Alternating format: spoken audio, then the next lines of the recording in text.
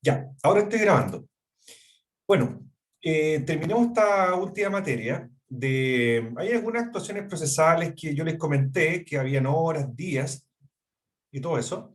Y también yo indirectamente les he comentado también que actualmente nosotros no tenemos lo que se denomina expediente, sino que ahora se utiliza el nombre de carpeta electrónica, que está en la oficina judicial virtual. Y cuando nosotros ingresamos a ella, vemos que ahí están todas las actuaciones procesales. Eso ya se lo he mostrado anteriormente. Donde están las fechas, los lugares, con todas las formalidades que exigen la ley. Y cada actuación procesal va a depender cuál es el funcionario encargado de hacerla. Por ejemplo, el juez, un secretario del tribunal, en los juzgados civiles, un receptor judicial, que es un ministro de fe, fuera de los tribunales.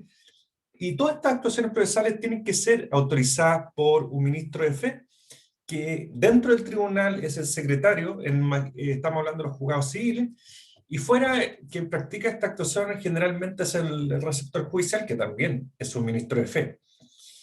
¿Y qué es lo que innovación de esta ley de tramitación electrónica? Que ahora los receptores judiciales, que son los que principalmente practican la notificación, ellos tienen que dar constancia de sus actuaciones en el sistema. Obviamente todos firman con firma electrónica avanzada, eh, pero también interesante que en este caso los receptores judiciales, antiguamente ellos, ¿qué es lo que hacían? Iban, te notificaban o practicaban alguna diligencia y solamente subían la notificación o un acta de la diligencia que se hizo, indicando las cosas típicas generales que debe tener: el lugar donde se hizo, la fecha, quién estaba presente. Pero ahora, eh, actualmente, ¿qué es lo que se hace? Eh, que lo que es interesante es que se les pide, y todos tienen, que deben incluir en su actuación procesal, los receptores judiciales, un registro georreferenciado, que en el fondo certifica de alguna forma que la persona fue ese día al lugar donde se practicó la diligencia, tanto el lugar y el horario. ¿Por qué se modificó esto? Porque no era común, pero sí pasaba que a veces los receptores judiciales, no todo, generalmente lo que se regula no es las situaciones generales, sino que se regula en base a que pasa algo. Hay las excepciones. Las excepciones son los que cometen a veces algún tipo de irregularidad. Y para dar más certeza, más tranquilidad a las partes, se estableció este sistema de georreferenciado, que en el fondo el receptor se certifica de alguna forma de que estuvo en ese lugar y que practicó la diligencia. A lo menos nunca, a ver, los receptores son ministros de fe, por lo tanto, eh, se parte de la base de que lo que ellos hacen están presumidos de veracidad. Eso, por eso son ministros de fe. Pero pasaba mucho que, no, perdón, no mucho, que pasaba en algunos casos en que se informaba de que se practicó, por ejemplo, una notificación, pero en realidad el receptor no fue a ese lugar. No fue. Hizo como que fue y dejó constancia nomás. ¿Por qué? Porque después ustedes cuando ven las notificaciones, hay algunas que se practican eh, con una etapa previa que necesitan hacer unas certificaciones de que certifique que él fue un día al domicilio del demandado y no lo encontró. Y eso te autoriza para notificarlo no personalmente, sino con una cédula, es decir, se le deja el documento. Y eso pasa mucho, que tú vas a notificar al demandado y el demandado no está en la propiedad, pues está trabajando, salió de paseo, etcétera. ¿Y qué hacían? ¿O qué hace lo que nos dice la ley? Que se debe certificar que vive ahí, po, y que es su lugar de domicilio, y que se encuentra ahí, no en ese momento, pero ahí está residiendo, viviendo. Y los receptores que hacían, iban y certificaban sin ir al lugar. Casi lo hacían como en la forma común, como un tema ya práctico, pero ahora no, pues ahora tienen que ir y estar ahí en ese lugar, pues. Por eso está este sistema de georreferenciado. Eh, bueno, acuérdense que todas estas actuaciones procesales tienen que ser firmadas por todos los intervinientes, se deja constancia en la carpeta electrónica, que es lo que es antiguamente el expediente, Y tienen que estar todas firmadas, po. Todas, dependiendo quiénes son los que intervinieron, y todos tienen que ser con firma electrónica avanzada. Y hay ciertos actos jurídicos que tienen algunos requisitos especiales, por ejemplo, el juramento, que se debe practicar a ciertas personas dentro del tribunal, por ejemplo, los testigos, también cuando se nombra a un árbitro, algún perito, estas personas también tienen que prestar juramento ante el tribunal. Cuando se le cita a la contraparte para que confiese, eso se denomina absolución de posiciones, y también se le debe prestar juramento, se debe tomar juramento. Y la persona que no jura, bueno, derechamente dice prometo, no es necesario jurar, porque cuando tú juras, juras por Dios, hay gente que no cree en Dios, por lo tanto tú no lo puedes obligar a jurar, y tiene que decir prometo, ¿ya? Y también en algunos casos hay algunas actuaciones procesales que requieren intervención de intérprete, y eso es necesario dependiendo cuando se necesite traducir, ya sea declaraciones orales de las partes, testigos, o también documentos que en otro idioma.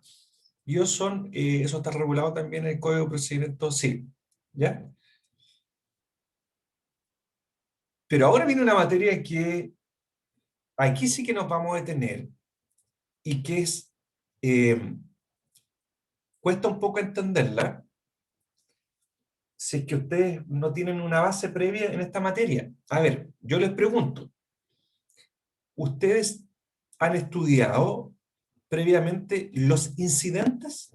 ¿Han escuchado hablar de los incidentes? Eso es lo primero que les pregunto. Sí, profe. Ya, ¿dónde lo vieron? En Procesal 2.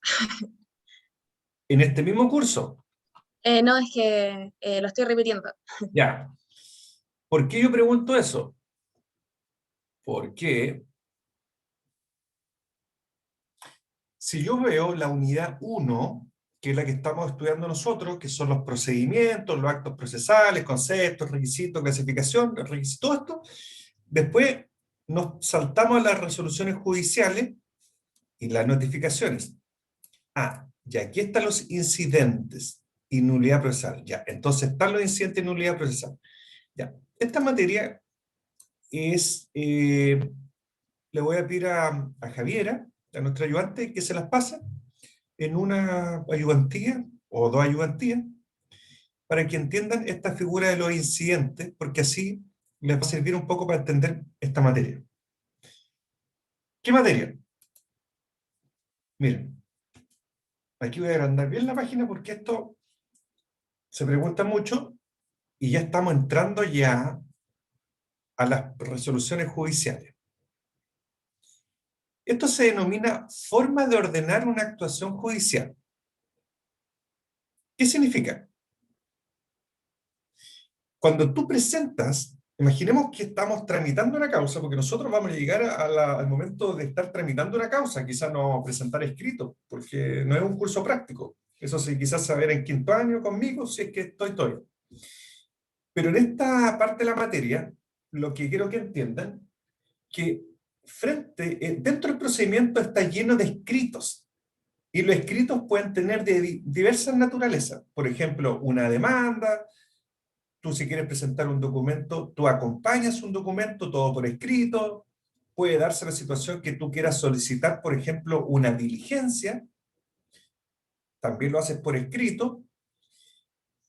Puedes pedir, por ejemplo, un ejemplo nomás, que se cite la contraparte, absolver posiciones, que se cite declarar a un testigo, etcétera. Tú puedes pedir muchas cosas. Ya. Esas son solicitudes que le hacemos al tribunal. Las partes hacen esa solicitud al tribunal. ¿Para qué? Pidiéndole al tribunal que practique una actuación determinada, una actuación del tribunal, una actuación que el tribunal decrete. El ejemplo, para que se entienda, estamos dentro de la etapa de prueba,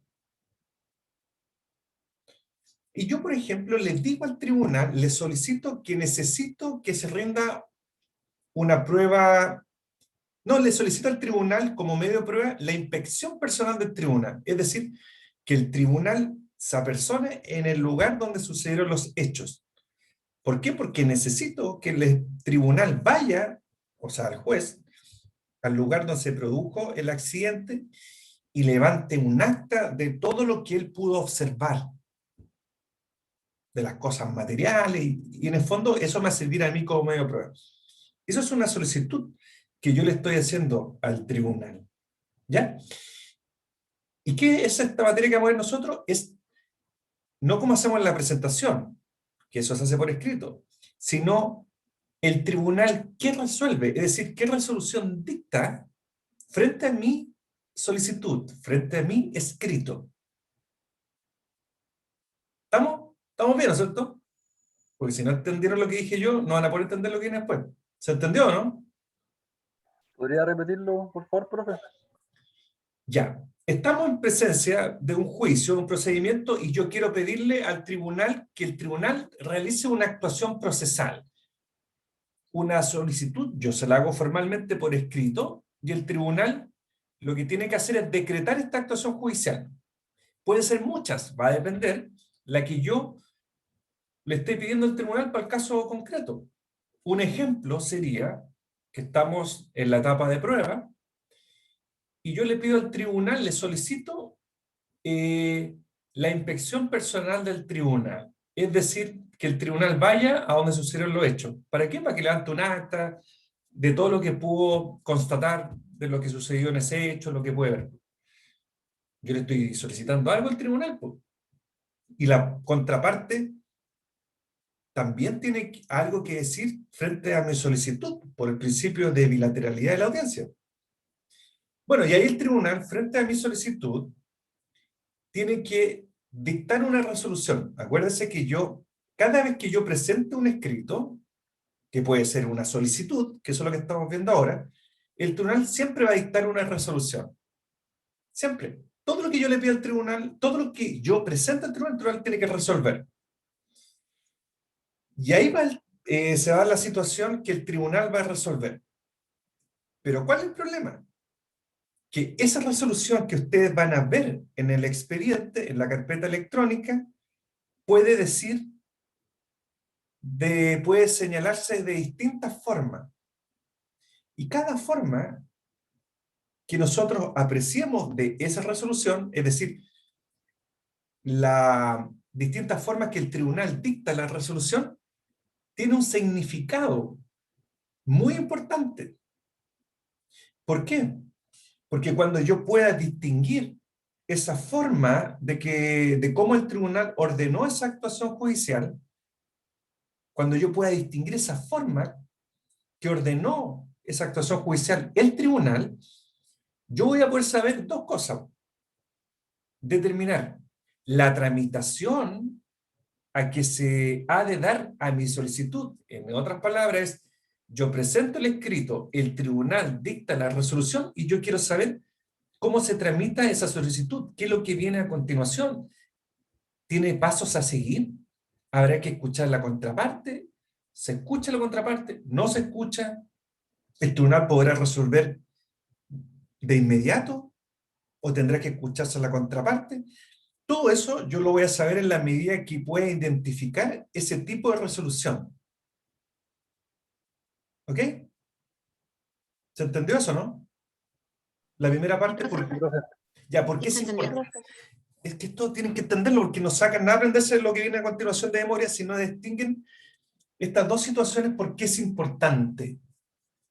Es importante. Yo estoy dándole más tiempo a lo normal porque esto van a empezar a ver muchas resoluciones posteriormente.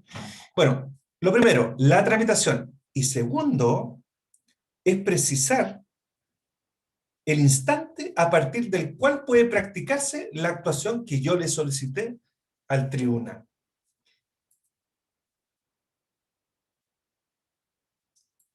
Me dicen que no leo el chat. Lo que pasa es que cuando estoy compartiendo en la pantalla, el chat desaparece. Tengo que meterme ahí. Ahí está. Ya. Ahí tendría que achicar la pantalla. Bueno, pero ahí me aparece una luz naranja y ahí puedo ver, pero esto es lo que estamos conversando. Precisar el instante a partir del cual puede practicarse la actuación solitaria. En el fondo, ¿qué podemos identificar? Es, a ver, si el tribunal ordena esta resolución de esta manera, al yo observarla, puedo decir, ya se puede practicar esa actuación que fue ordenada por el tribunal. El momento, yo voy a poder saber cuál es el momento, que está ligado también a la tramitación, pero no es lo mismo. Una cosa es la tramitación y otra cosa es cuando yo voy a saber el instante en que se va a practicar. Son esas dos situaciones. Ya. ¿Se entendió? Estamos en la situación de la solicitud y la forma en que el tribunal ordena la actuación judicial. Ahora, yo les voy a mostrar, espera un poco. Ya. Estábamos acá. Yo les voy a mostrar una resolución judicial de verdad. Y, no se puede ver aquí vamos a ver. Ahí. Lean esta resolución y díganme si alguien entiende lo que está ordenando el tribunal. Esto es la tramitación de una causa. Miren, yo voy a hacer más fácil. Antes de esto no lo van a poder entender porque no se sabe lo que se pide. Miren. Este es un escrito, no estoy haciendo propaganda en la Universidad Autónoma por si acaso, pero como yo tramito ahí es más fácil porque me conozco las causas. Ya. Y esto está online, o sea, esto no lo tengo archivado, me metí aquí a la oficina judicial virtual y veo la causa. Ya. Este es un escrito, este es un juicio de arrendamiento donde yo representaba al demandado.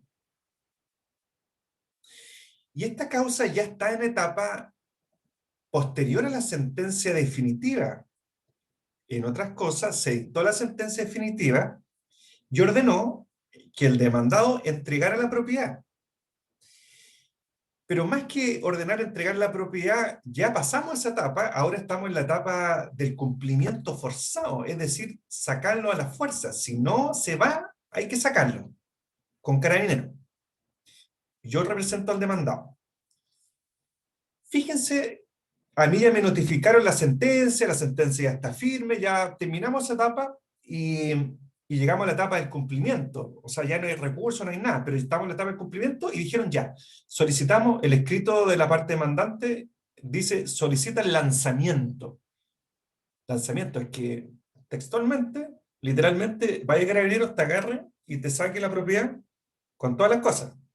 Eso es la etapa, ese es el cumplimiento forzado en este tipo de juicio. ¿Ya? Pero la ley en el que regula los juicios de arrendamiento establece un derecho al arrendatario, es decir, al que está viviendo ahí, de poder pedir una suspensión del lanzamiento, sobre todo por temas de casi de derecho humano, ¿eh? Una cuestión de que no tengo dónde vivir, que casi por humanidad, ¿eh? No, pero eso está regulado. Y hay un plazo máximo que tú puedes suspender de 30 días. ¿Qué hago yo? Fíjense, esto es un escrito, esto es la suma donde se piden varias cosas. Acá en lo principal yo pido, esto lo que está acá es como un resumen del escrito, esto es como un índice, ¿ya? Acá viene todo el escrito. Yo le pido, con los antecedentes que acompaña, que en el fondo estoy acompañando yo, solicita suspensión del lanzamiento. ¿Qué le estoy diciendo yo al tribunal? Estamos en la etapa que ya se terminó el juicio, ahora hay que sacar a la persona. Y yo a mi demandado, a mi representado, le notificaron que se vaya. Pero no te pueden sacar automáticamente, te dan un plazo ahí como de 3 días. Depende de lo que dijo la sentencia. Ya. ¿Y yo qué le digo? Le digo al tribunal con los antecedentes que voy a acompañar, o que acompaño, solicito la suspensión del lanzamiento. En el primer otro sí, acompaño los documentos en que se va a fundar esta suspensión que estoy pidiendo acá. Y en el segundo otro sí, yo pido suspensión provisoria, es decir, mientras se resuelva esto,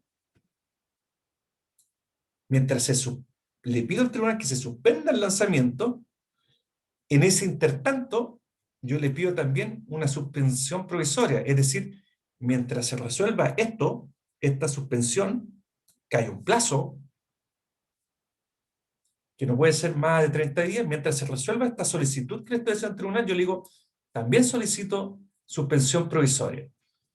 Fíjense, ya, aquí yo me pongo a llorar en el escrito, explico que me representaba una persona en escasos recursos, bla, bla, bla, bla, bla, cito la ley 18.101, artículo 13, y le pido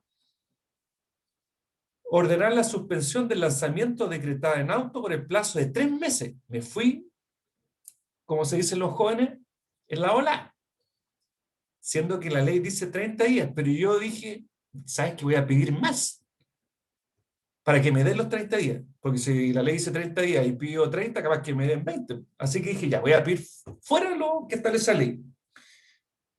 En algunos casos muy extremos, te han dado más de 30 días. Bueno, yo pedí 3 meses. ¿Ok? En el primer otro sí están los documentos que yo acompaño. Menciona a los menores, que tiene hijos, que es una persona de escasos recursos, vulnerable, que en realidad no sé qué tan vulnerable es, porque ha arrendado un departamento, bueno, pero tenía el registro social de hogares. Y después yo pido acá, si se fijen, al final, ruego a esa señoría mientras penda, es decir, mientras esté en suspenso, no, voy a sacar la palabra suspenso porque está muy mezclada, mientras esté pendiente la resolución de este incidente de suspensión, que en el fondo yo estoy pidiendo la suspensión principal, le pido al tribunal que ordene la paralización temporal del lanzamiento decretado en auto, decretado acá en el expediente. ¿Se dan cuenta? Hay 3 solicitudes distintas. La suspensión del lanzamiento, que tenga por acompañado los documentos que yo le presento al tribunal, y pido la suspensión provisoria. Fíjense, esto es la solicitud. Y el tribunal provee eso.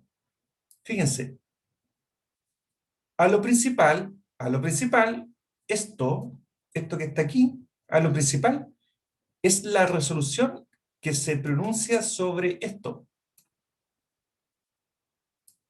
Después, al primer otro sí, el tribunal dice, por acompañado los documentos con citación, el tribunal está resolviendo a esta petición que le hago yo.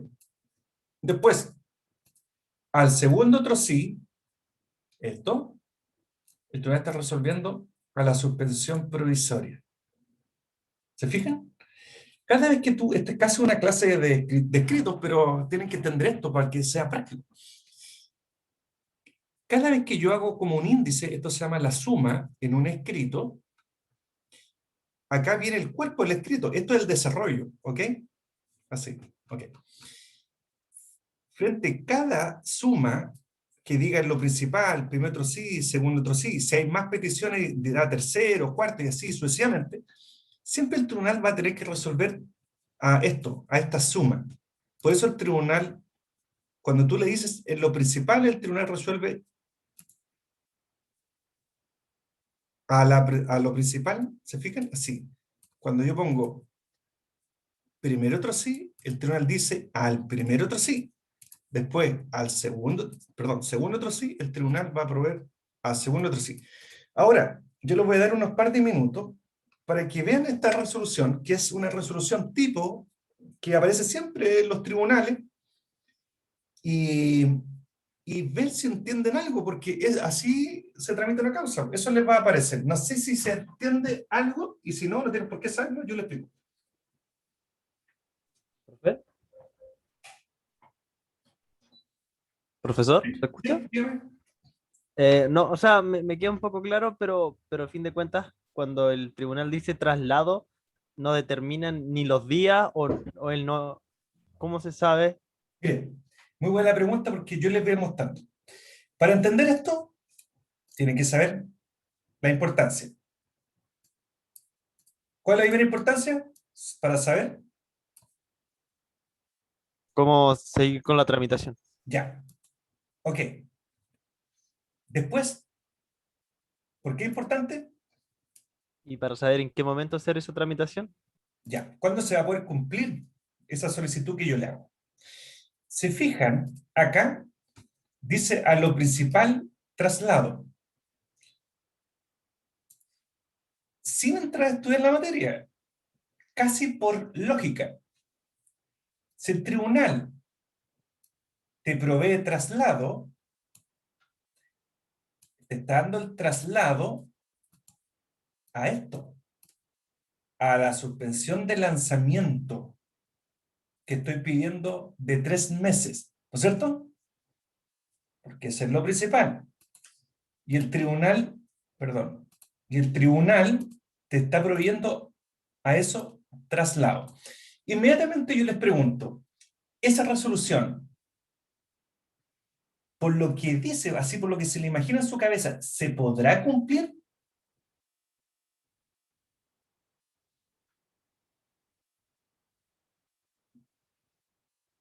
o no? Por lógica, sí, ¿o Pero, no? pero el traslado es sinónimo de decir por parte del tribunal, sí, se acoge la solicitud, como se pide por la parte mandante, se ordena la suspensión. ¿Usted cree que un traslado? Porque cuando hablamos de traslado, ¿qué significa el traslado? Si quiere escuchar a la parte contraria o no. Se está dando traslado a la solicitud que usted hizo. ¿Y a quién cree usted que se le debe dar ese traslado? ¿A quién le ¿Le interesa? notifica a la contraparte? Y en este caso, ¿quién sería? Al Demandante. demandante. Claro, porque el demandante, ¿qué va a decir? Si yo estoy pidiendo 3 meses, ¿qué va a decir el demandante? ¿Qué dice la ley? Son ¿Cuál es 30 el días plazo nomás. máximo? 30. 30 días, pues. Entonces, ¿qué creen ustedes? ¿Va a presentar algún escrito, no? ¿Va a contestar ese traslado que se le está dando, no? Claro, tiene que evitar. Pero ¿qué va a decir? ¿Estoy de acuerdo con lo que dice el demandado o me opongo a lo que dice el demandado? Yo creo No, que se tiene que poner. Se va a oponer, pues, porque va a decir, primero, no procede ni una suspensión, y segundo, la suspensión están pidiendo 3 meses y la ley son máximo 30 días. Ya, fíjense, ese traslado, esto es como una introducción nomás, pues, para después, para que se le haga mucho más fácil después estudiarlo. Esto por acompañado con citación también es una forma, sobre todo esto, que dice concitación. Concitación, ¿creen ustedes que significa que también de alguna forma habría que escuchar a la contraparte? Porque el concitación es concitación de la parte contraria. Sí, Sí, hay que escucharla. Sí. pero fíjense a esta última solicitud, que es la suspensión provisoria. Eso es lo que estoy pidiendo yo. Acuérdense que esta no es la misma que acá, porque esta es la de 3 meses. Lo que estoy pidiendo acá es que mientras se resuelva esto, porque acuérdense que hay que escuchar a la contraparte, por mientras yo le pido al tribunal que se suspenda provisoriamente el lanzamiento. ¿Ok? Y fíjense la forma como decretó el tribunal, que es eso, que en el fondo sería eso, porque el resto está de más. Podría el tribunal proveer eso, no, proveer eso. ¿Qué es lo que está haciendo el tribunal a la solicitud que estoy haciendo yo? Que esa es la parte demandante.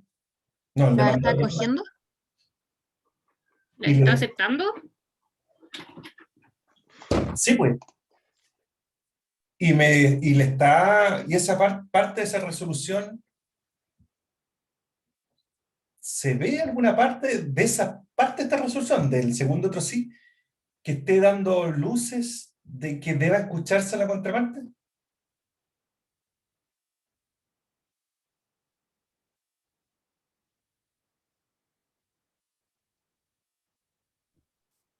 ¿o no? Yo creo que no, pero se entiende que con el traslado de lo principal, mientras se espera la respuesta de la contraparte, actúa subsidiariamente el segundo otro sí, de que durante ese proceso está suspendido provisoriamente, está la Sí. respuesta. Pero miren, la pregunta es simple. Usted que me está contestando. ¿Esto cómo se pide? Que es una respuesta del tribunal que te está acogiendo inmediatamente, a diferencia del traslado que se dio en lo principal, esto que te lo está acogiendo inmediatamente, ¿será necesario, le está dando alguna forma la posibilidad a la contraparte para que conteste y se oponga a esta resolución que proveyó el tribunal con algún plazo? Por lo que dice literalmente cómo se pide, yo creo que no, que, que lo cogió. Claro, porque el que le dio traslado es este, que es la suspensión de los 3 meses. No esto, aquí lo que estoy pidiendo yo es que se suspenda provisoriamente nomás, po, mientras se resuelve esto. Bueno, pero eso es lo importante, que ustedes vayan viendo este tipo de resoluciones que se van a encontrar mucho en un expediente, en una carpeta electrónica, y cada uno de ellos tiene un significado distinto. ¿Para qué? Para esto. Saber la tramitación y cuándo se puede cumplir. Acuérdense esto, apréndanse eso. Si quieren aprenderse algo de memoria, es esto. Porque esto es lo importante, porque eso es lo que le voy a preguntar yo. Porque cuando yo le haga una prueba y le diga, ejemplo, ¿qué significa que el tribunal diga cómo se pide? Lo que yo quiero que me respondan es esto. Profesor, cuando el tribunal provee cómo se pide, la tramitación es la siguiente. Ya, ¿y qué más? Ah, ¿cuándo se va a poder cumplir eso? Y ahí me van a responder. ¿Se fija, no? Eso. Si me responden cualquier otra cosa, está mal. Ya, vámonos al primer caso, que parece como lógico que el tribunal te provee traslado, significa que debiéramos escuchar la contraparte. Este traslado, cuando el tribunal te provee traslado, cuando encuentra, a ver,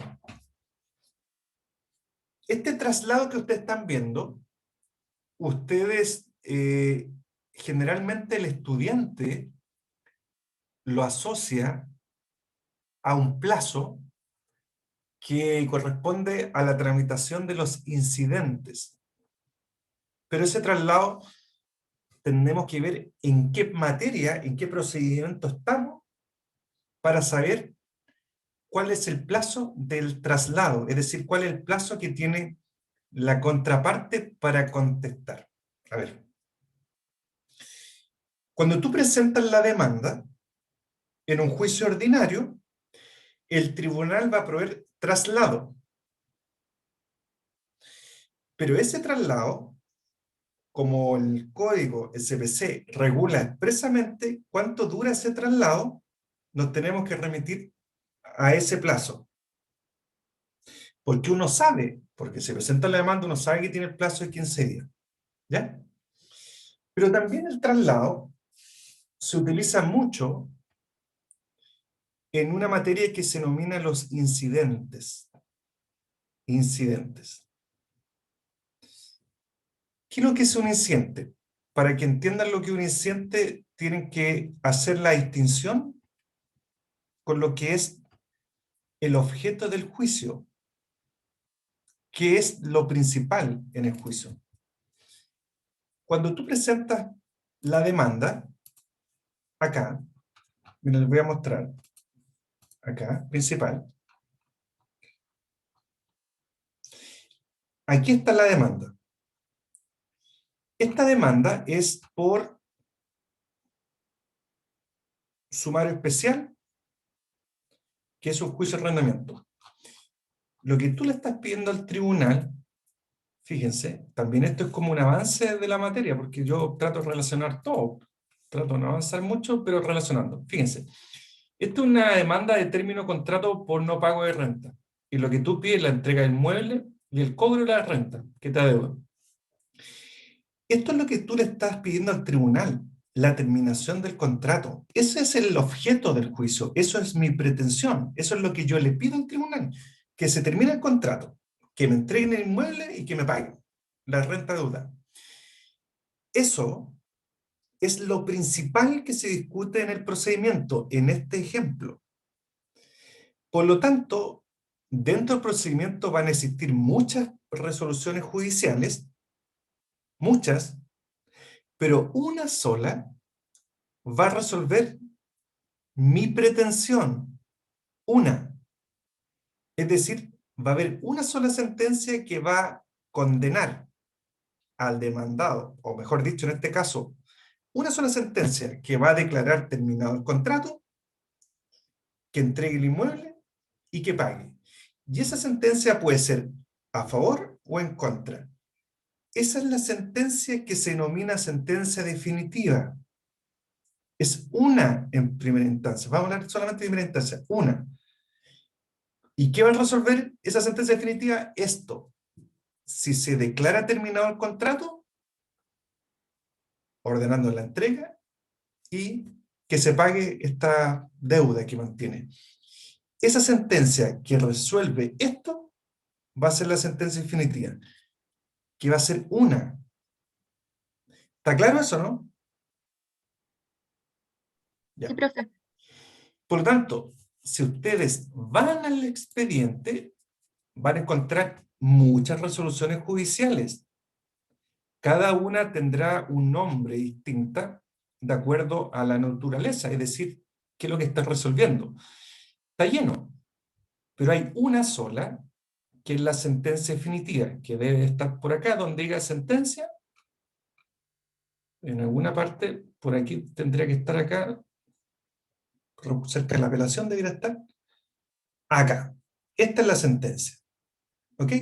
Si yo la abro, va a señalar que se acoge o se rechaza la demanda. Una.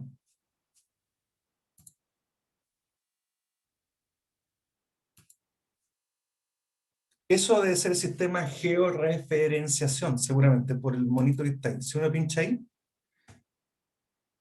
Ah, acá. Fíjense, ese sistema uno pincha ahí, te aparece el lugar donde se practicó la notificación. Ya, pero no. Bueno, es como volver a la materia que les comenté. Ahora capaz que no puedo salir.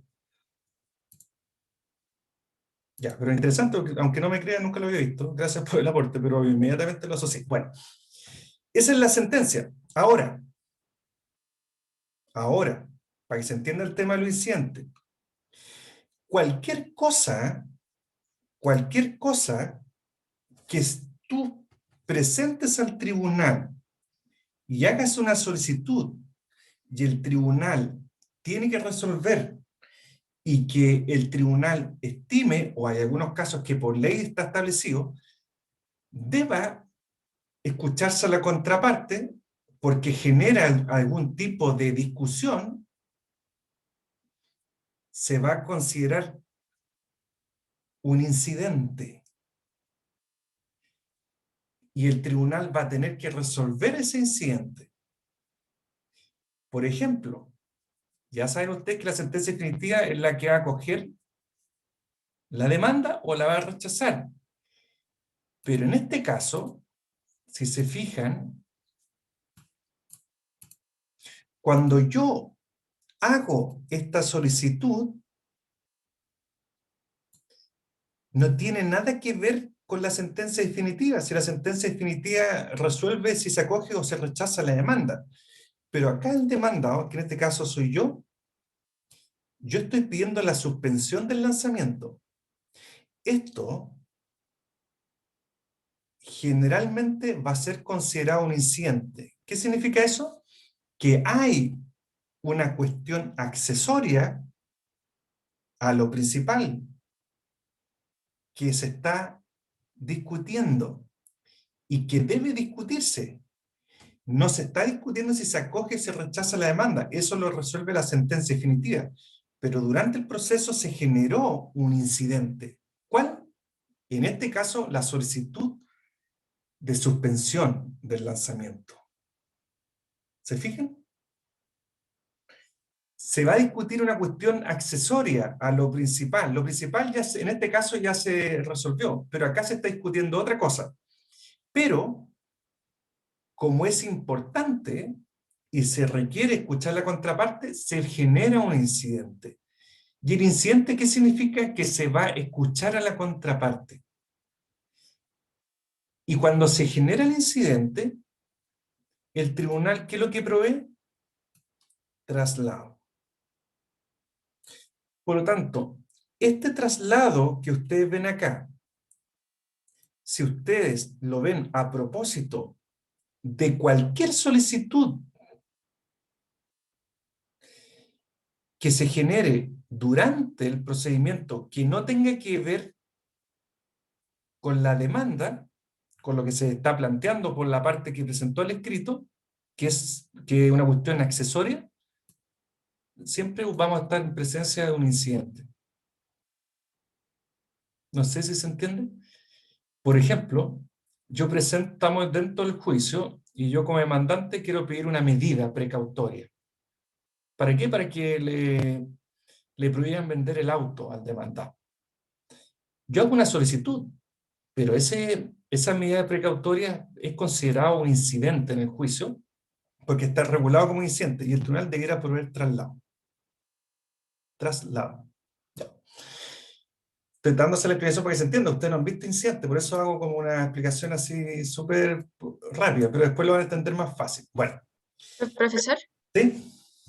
tengo una consulta. Entonces, en las formas de decretar actuaciones judiciales con audiencia, siempre se va a presentar un incidente, en caso de que haya oposición, ¿o no? No, no. Ah, Cuando ya. tú hagas una solicitud de una actuación judicial, la verdad que para ustedes va a ser fácil, porque ustedes solamente lo que tienen que ver, a ver, la primera forma de decretar las actuaciones judiciales se denomina con audiencia, pero en el expediente no va a aparecer con audiencia, sino que va a aparecer traslado. Por eso, si ustedes están revisando un expediente y aparece una resolución traslado durante el procedimiento, no con la demanda, no con la notificación de la demanda, porque ahí va a aparecer un traslado igual, pero ese otro traslado, ese es como el único traslado distinto, ¿ya?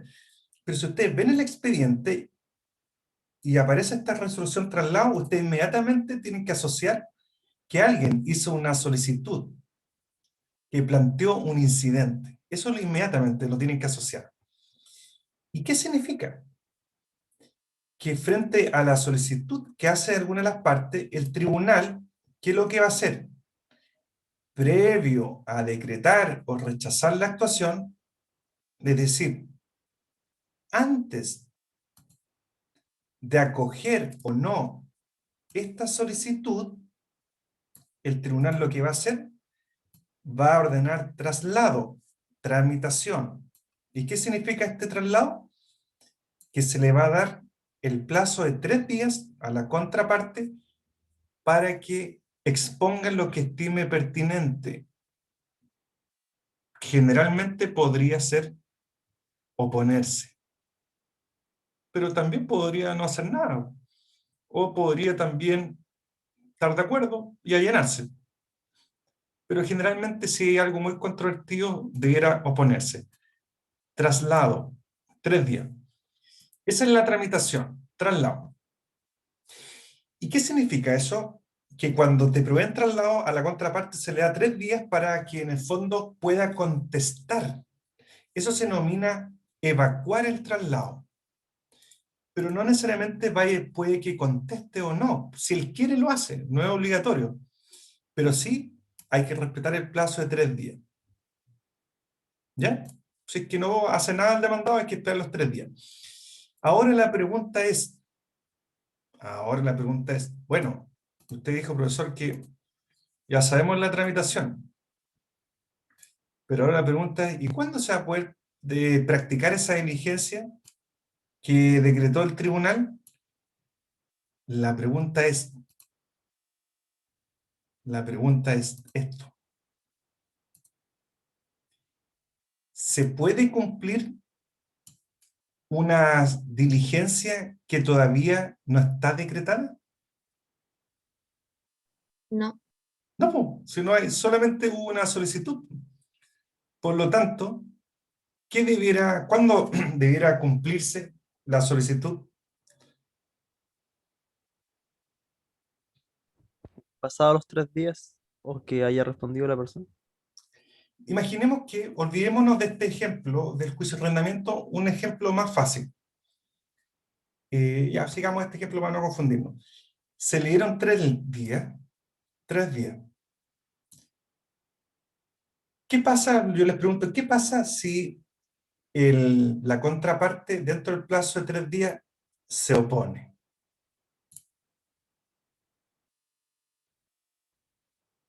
A esta solicitud que estoy haciendo yo, o que hizo la contraparte, y yo me opongo dentro del plazo de 3 días.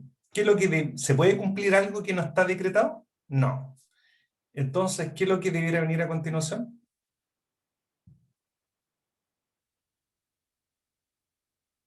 Si uno dice A y el otro dice B, ¿qué es lo que tendría que pasar a continuación?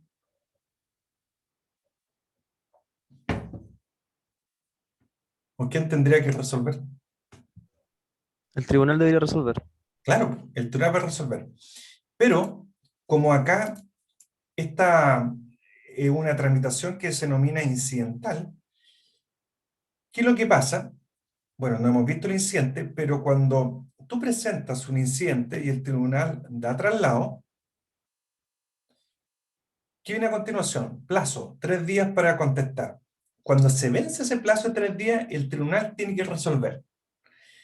Pero pueden haber posiciones contradictorias y el tribunal diga, bueno, antes de resolver, voy a abrir un término probatorio, no para discutir el juicio principal, sino para discutir este incidente que se generó.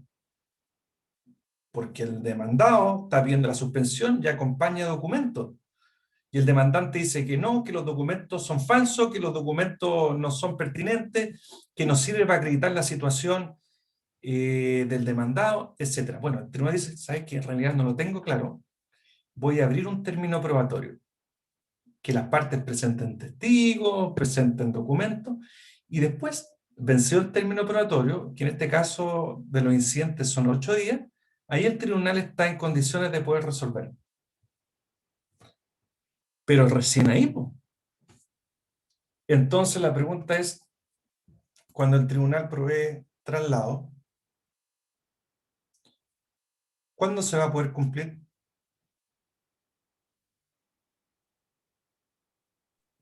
Va a depender de si pasaron los 3 días y no hubo una respuesta a la parte, o si no, si hubo una respuesta y es contradictoria, el tribunal tendría que responder y si está, o sea, si está de acuerdo con una de las partes, resolverá y si no, como usted dice, entablará un término probatorio y como que se va a alargar más.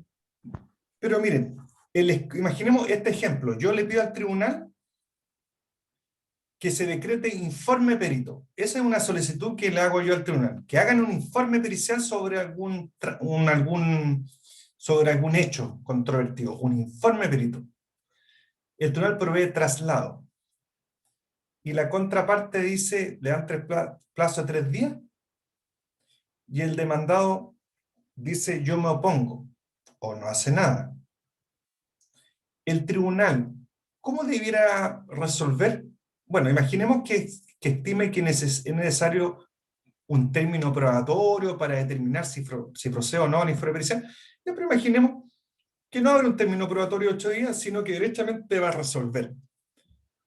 ¿Cuáles son las dos alternativas en el ejemplo que estoy dando yo? ¿Cómo debiera resolver el tribunal?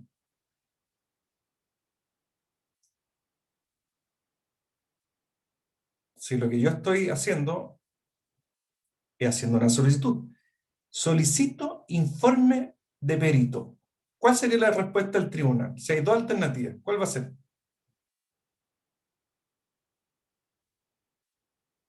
¿Acogida o no acogida? Es decir, ¿Al lugar, no al lugar?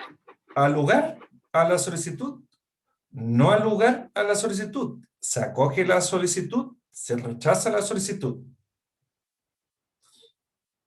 ¿Se fijan que le estoy explicando todo eso para que ustedes puedan entender? Y ahora, ¿cuándo se va a poder cumplir con el informe pericial? Que esa fue la solicitud que yo pedí.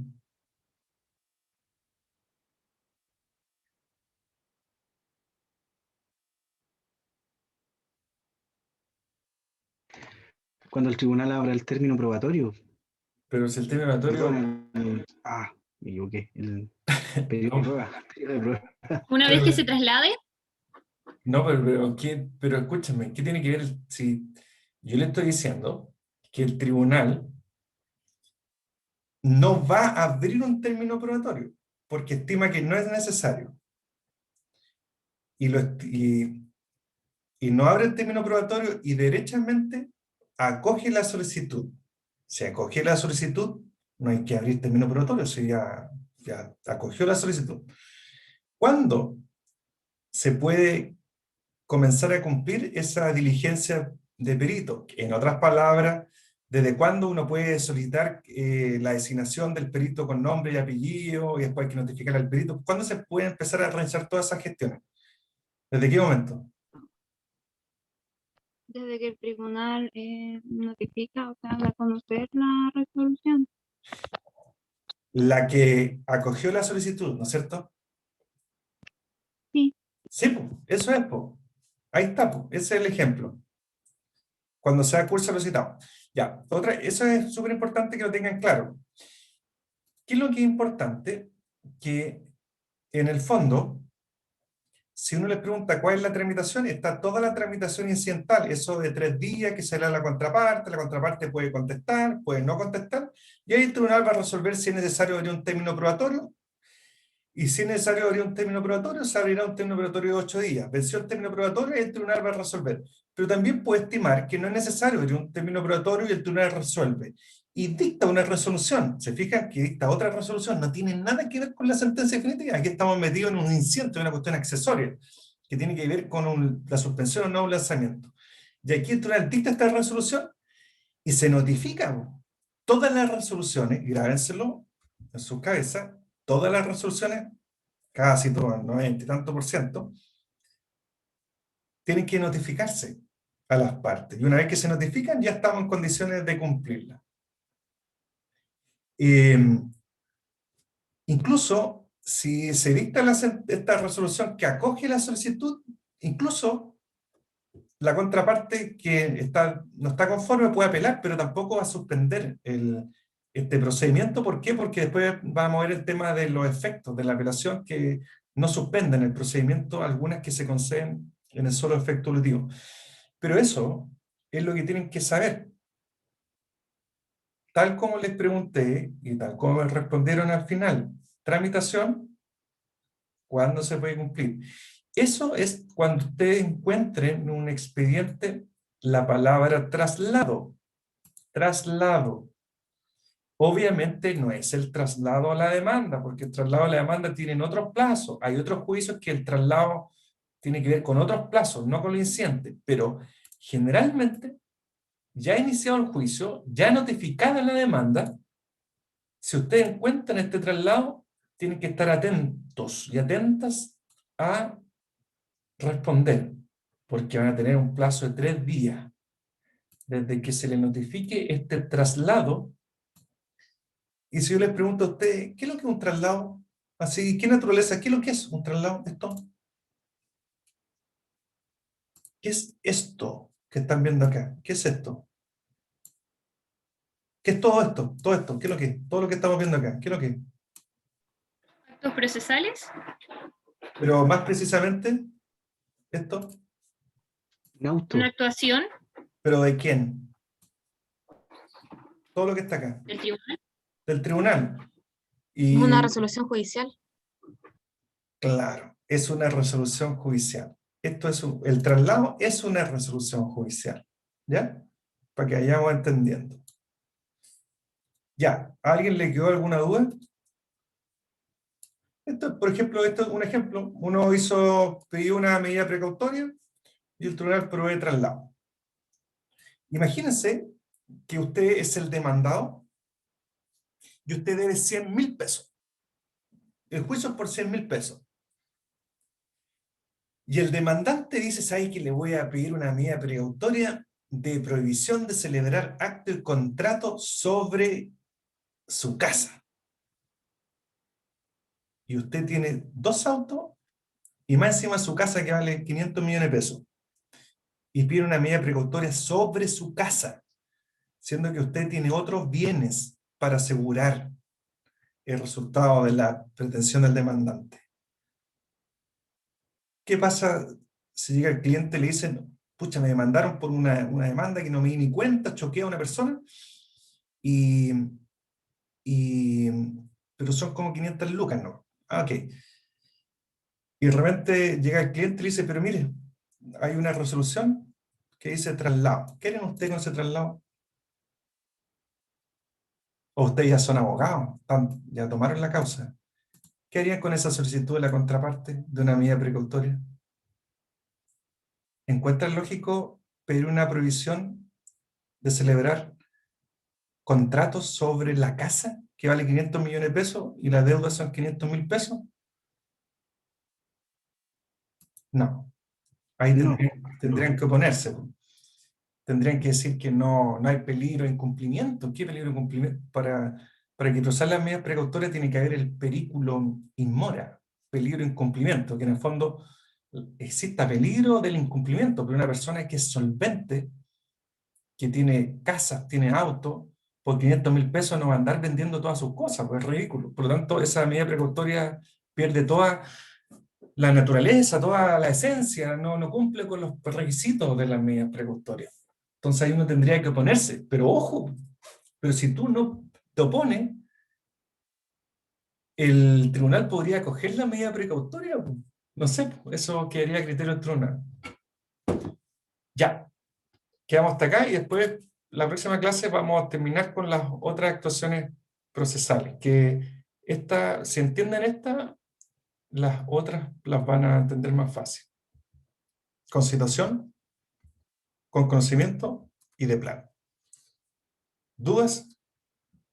¿Consultas? Profe, disculpe, a mí me queda una última duda.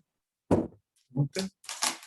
Es que dice, en la práctica importa que la solicitud se transforme inmediatamente en una demanda incidental. Eso es lo que no me queda muy claro. No sé si me lo podría explicar de nuevo, por favor.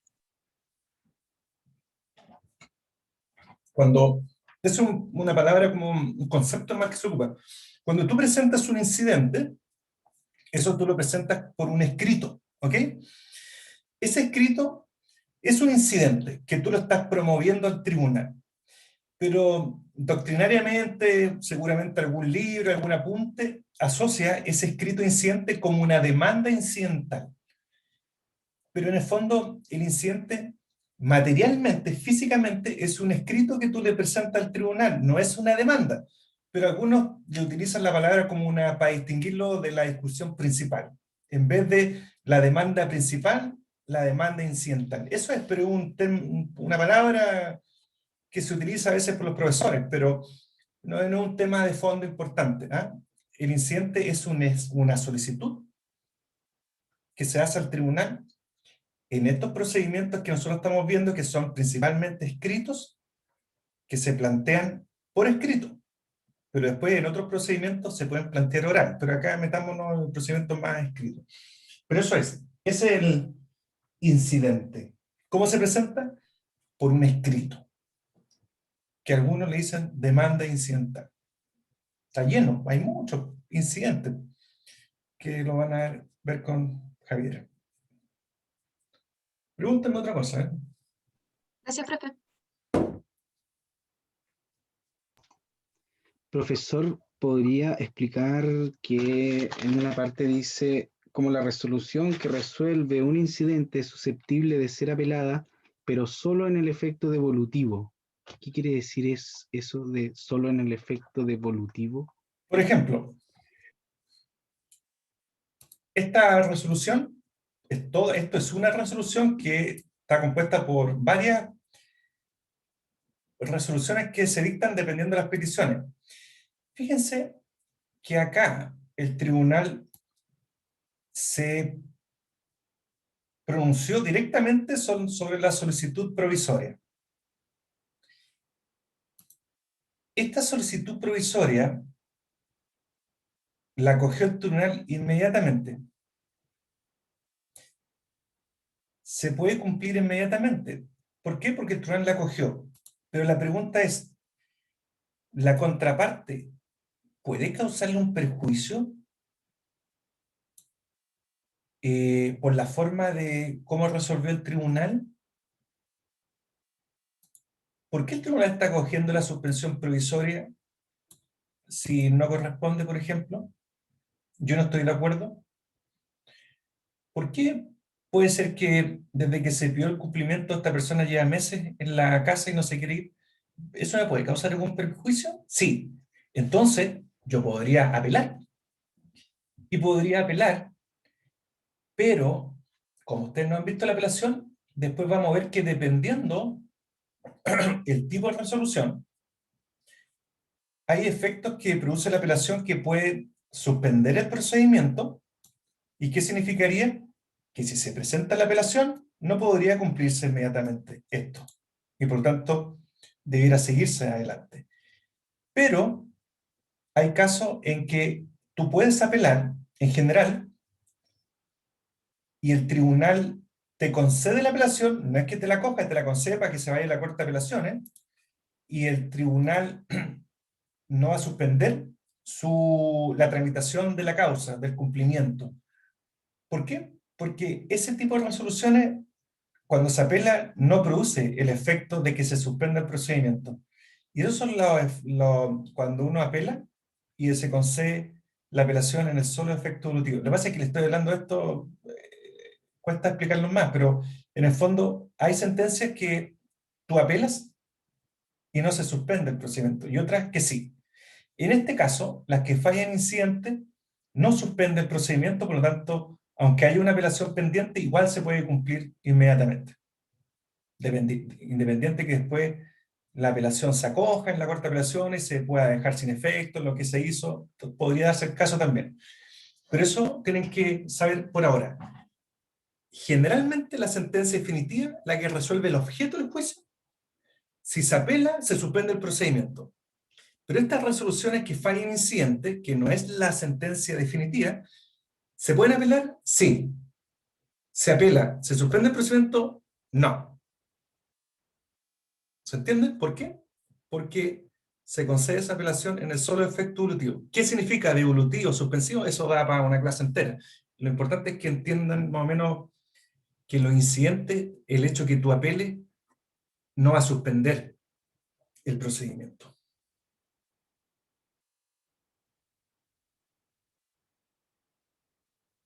Gracias.